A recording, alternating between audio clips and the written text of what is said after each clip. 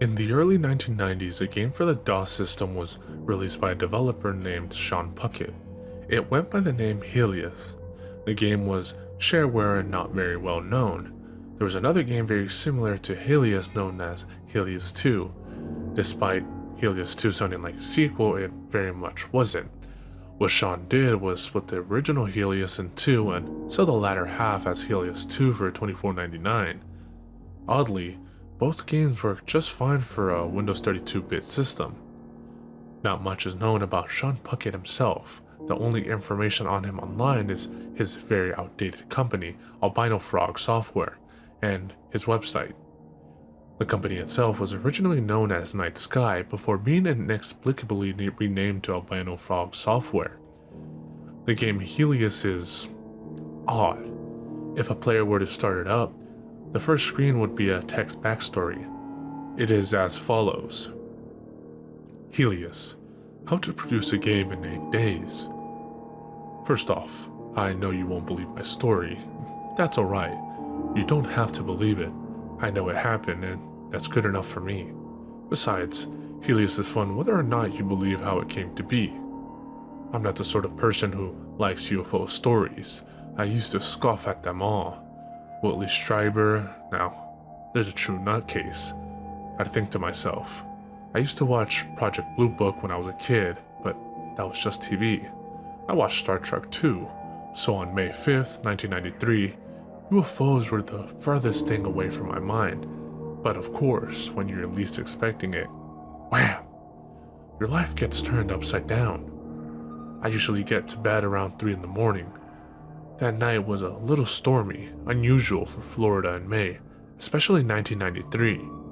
A bit of lightning kicking off now and then, the steady hiss of the rain, gurgle of the gutters, and occasional car going past. I had just closed my eyes when a low, dull hum started up, very faint and far away. We live near a small airport, so the throaty growl of a private plane is something we're used to, and rarely take notice of. Even the eerie drone of the blimps also moored nearby is common enough not to warrant a look, but this was unusual. Private planes, as a rule of thumb, don't fly during storms or at 3 in the morning. The blimps were certainly well tied down against the gusty wind. So what was this noise, this hum that was growing louder? A police helicopter maybe? They always seem to conduct late-night reconnaissance missions in my neighborhood just when I'm dropping off to sleep. The mayor's dog had probably gotten loose again. The light flicking in my windows seemed to confirm this. A strong searchlight beam, apparently, taking inventory of my front yard. Nothing there, fellas. No dogs, no escaped convicts. It was at this point that fear struck me. The light, I just realized, was green. The most brilliant green I had ever seen. No headlight was ever that color. No searchlight would be green and so steady. The hum, heavy and gradually gotten louder over the past minute, seemed constant in volume now, but the tone was changing. Instead of its initial droning pitch, it seemed to be modulating, varying in pitch slightly. There I was, standing near my window, bathed in bright green light, listening to an otherworldly hum coming apparently from right overhead. What would you do? I'll tell you what I did. I ran like a man possessed, nearly killing myself tripping over a stack of phone books in my mad rush to get to the other side of the house, to the door, outside to safety.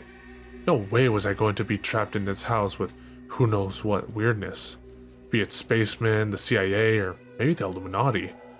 I flung open the door, and outside where the garbage can should have been was a bright shaft of greenish light.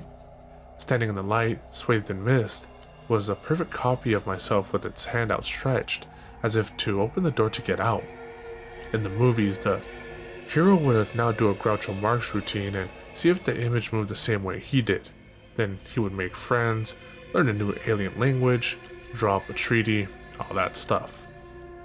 I instead fainted and fell flat on my face into the weeds.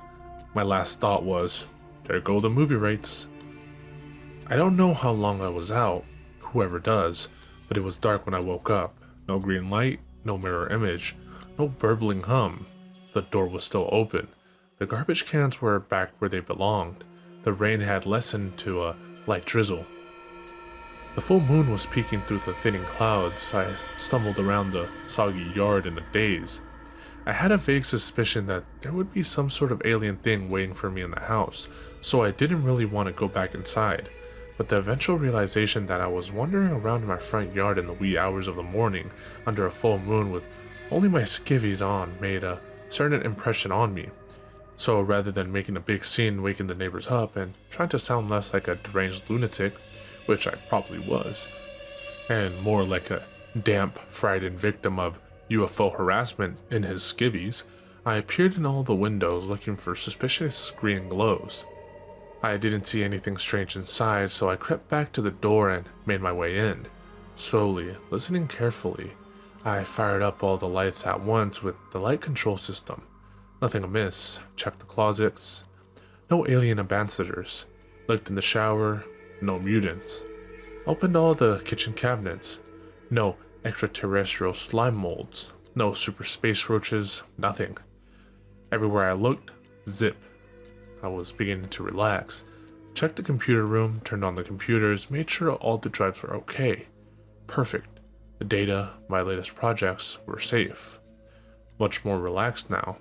Delayed stress syndrome kicked in, and I got a sudden, incredible case of the shakes. My heart started to pound, my knees got all weak, and I sank into the chair, and instantly right out of it I leapt like an 800-volt cap. I always leave my chair tucked under the desk, but it had been in the middle of the room when I came in. I grabbed the nearest blunt object, my VCR remote, and scanned the room intently. I don't know what I had planned to do with the remote, but there it was, and whatever happened to me, I wanted to die with a weapon in my hand. I kicked the chair away and it whirled into a corner. I stood still for many moments, listening, looking, but nothing moved. Nothing happened. The bright eye of my computer monitor patiently glared at me, almost seeming to say, "What are you up to?" I warily wandered over to the cabinets. Hooking my foot under the door, I opened each one. Junk, just like I left it. The shelves of books appeared to be undisturbed.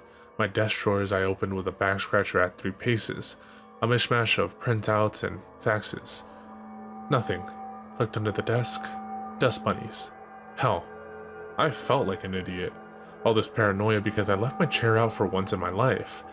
I sat heavily into it and wheeled up to the computer keyboard.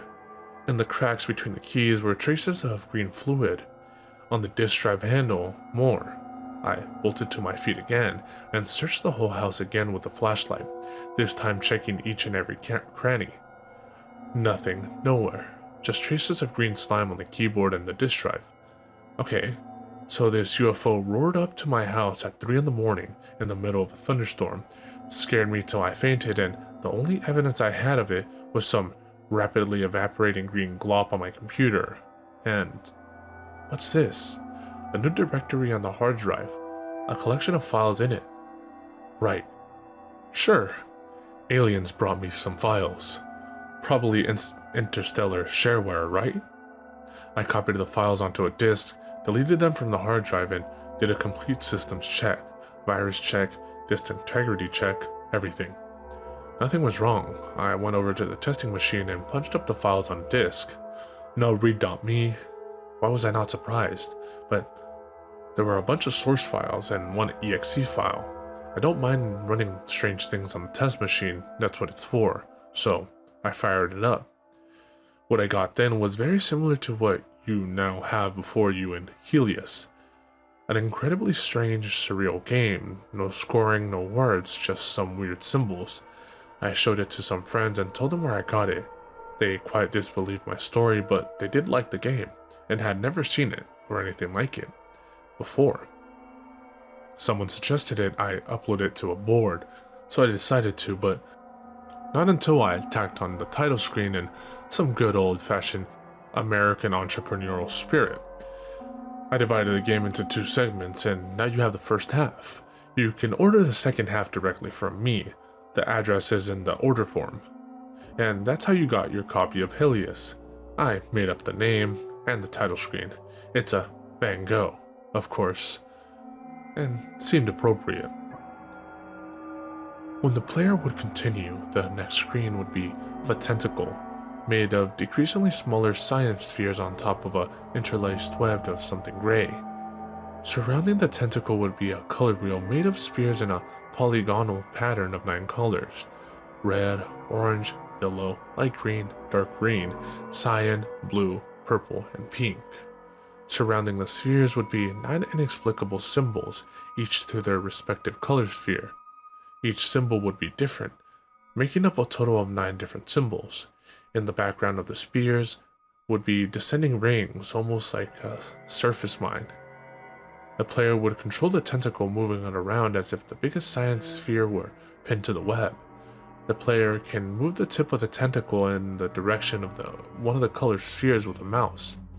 If the player clicks in the direction of the spheres, the symbol near that sphere changes, turning it to the symbol of the sphere to the clockwise direction of it. It turns out that this menu is actually a screen to enter a code, the spheres themselves being a level select. To unlock the web of spheres, you must play the game. To select the level, the player must point the tentacle toward one of the colored spheres and hit enter.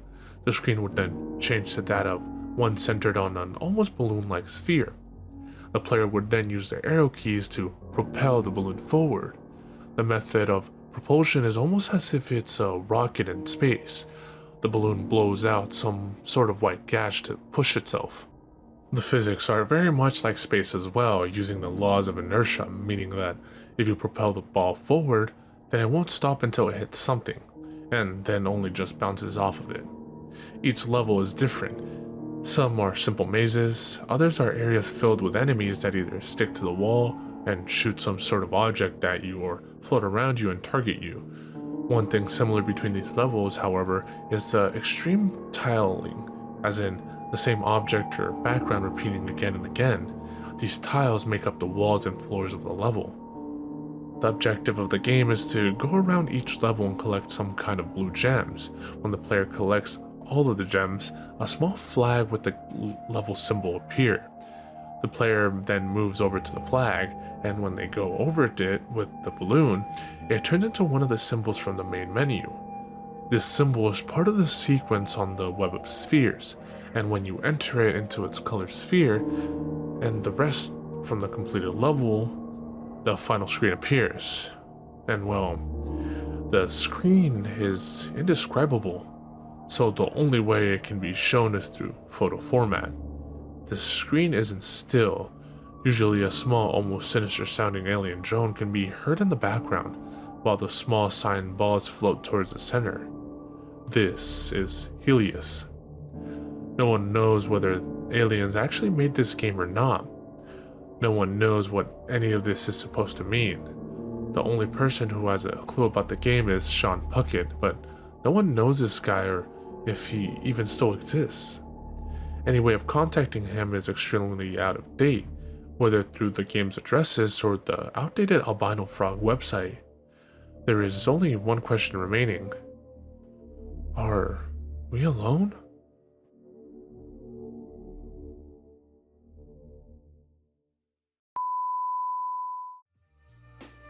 Sinister V's, sinister voices.